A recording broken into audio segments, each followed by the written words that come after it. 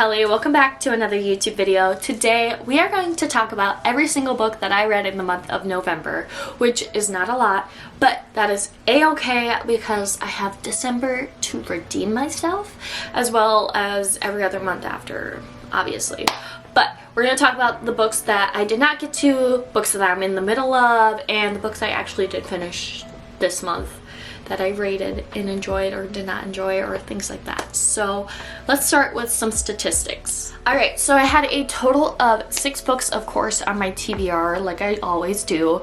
I read 3 books this month, which is okay. I actually finished one today, so I only had 2 books read for the month, and I was like, come on, Kelly, you gotta read at least half your TBR, which I did. The average rating between the 3 books was a 3.5, so not the best rated month of rating, but I'm glad I read these books, and like one was definitely one of my faves of the month compared to the others. We had a mix of some young adult fantasy, some romance, as well as some like thriller horror aspect as well. I did say I am in the middle of a book, and that book is The Nightingale by Kristen Hanna. I am about 140 pages into this. I'm going to continue reading it throughout December, but I'm really taking my time with this book, and I'm really enjoying it so far.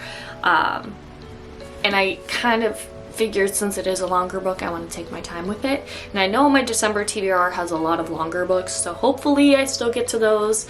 But I'm taking my time with this because I'm thoroughly enjoying it so far, and like really immersing myself into this, unlike some of the other books where I didn't really pay too much attention to. So this is the book that I'm currently in the middle of as I'm reading other books as well. So, and then the 2 books that I did not get to this month was, of course, Fire and Stars by Audrey Coulthurst.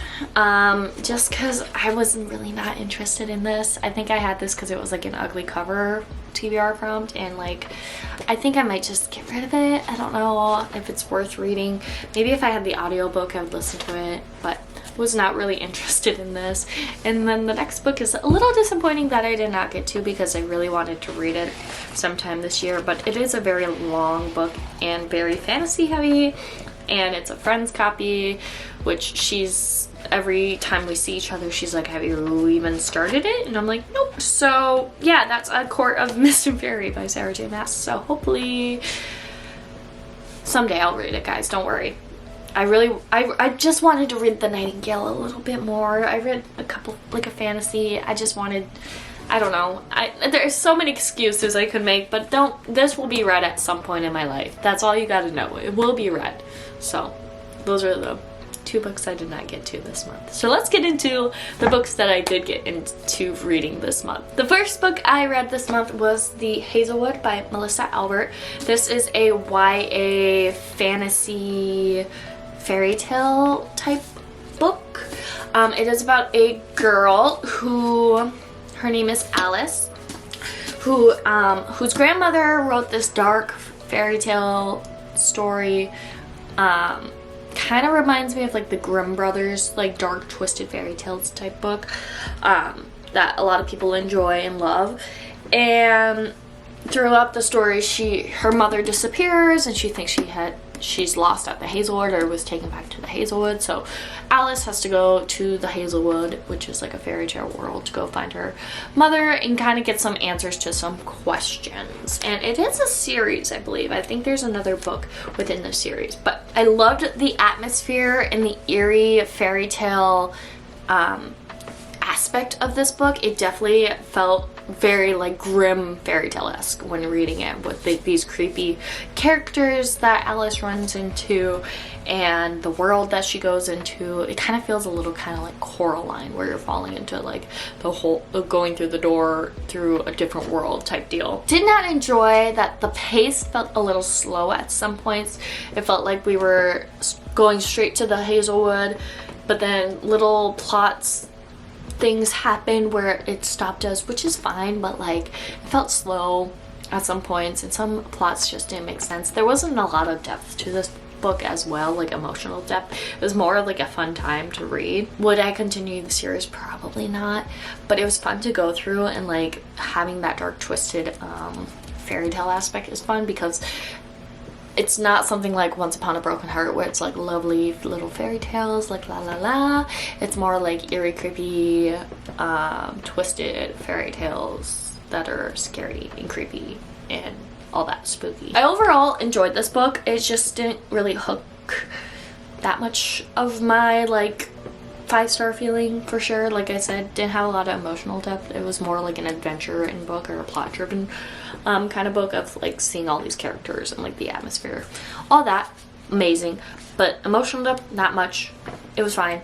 There's like some not emotional parts, but parts that, you know, help build the character or the main character Alice, but it was not anything too deep. So I did give this a 3-star rating. So this was the first book I read this month. The second book I read this month was The Fake Out by Stephanie Archer. This is the book 2 in the Vancouver Storm series. The Vancouver Storm series is kind of like a small town romance series, I would say. Sports romance. Obviously it's hockey. This one comes with a fake dating trope, but it was such a fun book to read. It's just the perfect like swoony, heartfelt, banter-filled type of books, and I knew I was gonna love this because I loved the first book, Behind the Net. That one's like a grumpy sunshine. This is just fake dating. This is about Rory and Hazel. Hazel is sisters to Pippa from the first book. Rory is on the same team as, what's his name? Jamie, the Vancouver Storm. So I absolutely love this. If you love banter, like if you just love banter and romance books, this is definitely for you. I absolutely love their chemistry, and this was just so fun to read. Like when I was reading it, I felt like I could sit and read the whole book in one sitting. It felt like it was just so fun to read, and definitely like boosted my mood if I felt like I was having a crappy day, because I love these two. I don't know, I think I might have rated it the same as Behind the Net. I have to go back and see what I rated Behind the Net because I read it at the beginning of this year. But I rated this a 4.5. I definitely love them. I don't know which couple I love more. I think I might love them more, and I think a lot of people liked this book out of the whole series the best. But I can't wait to continue the series. I think there's like 4 or 5 books in the series, and I think she's continuing it or something like that. So I'm super excited to continue the series and meet more of our characters. I believe the next one is called, I forget what the next one's called. Maybe it's Gloves Off. I'm not sure. It's something hockey related, but I'm so excited. I rated this a 4.5. If I did not say that already, I don't remember. So 4.5, this was my highest rated book, probably my favorite read this month, and I'm super excited to continue the series. But I do want to get the indie covers because I love them so much, which is going to be hard to find. So I love challenging myself. And the last and final book that I read this month was The Final Girl Support Group by Grady Hendrix. This is a horror thriller book about a group of final girls, which are the girls who are last in like a slasher movie or slasher incident. They have a group therapy group.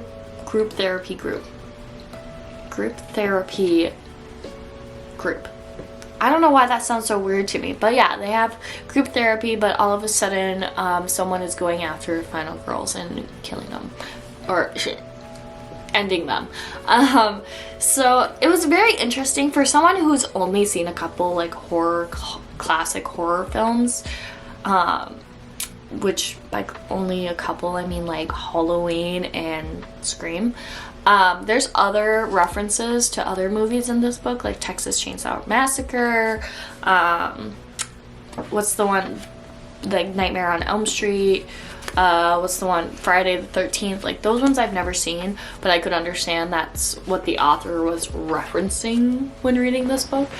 But if I saw those movies, maybe I would have liked this a little bit more and would appreciate the appreciation the author has to those horror movies.